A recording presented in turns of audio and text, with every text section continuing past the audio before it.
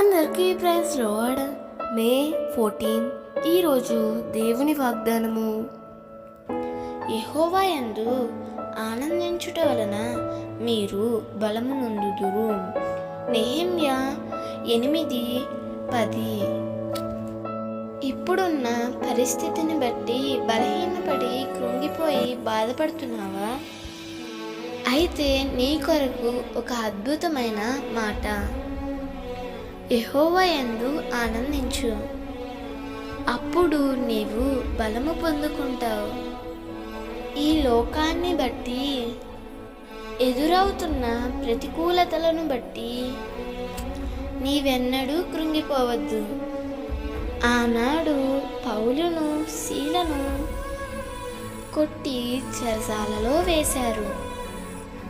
మధ్యరాత్రి వేళ దేవునిని స్తుతించి దేవునిలో ఆనందించారు. బంధకాలన్నీ ఊడిపోయాయి. చెరసాల నాయకుడు సహితము యేసుప్రభువే నిజమైన దేవుడని అంగీకరించాడు. గొప్ప రక్షణ కార్యం అక్కడ జరిగింది.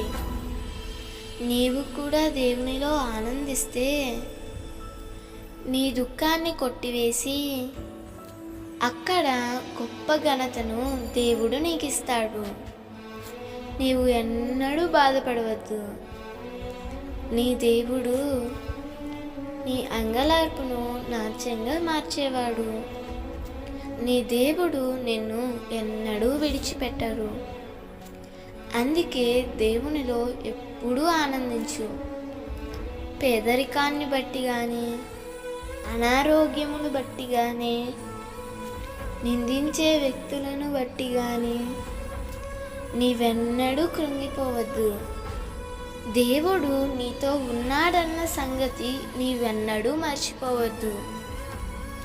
తప్పకుండా దేవుడు నీకు నూతన బలాన్ని ఇస్తాడు. దేవుడు ఈ వాగ్దానము నీ జీవితంలో నిశ్చయముగా నెరవేర్చునుగాక. ఆమేన్.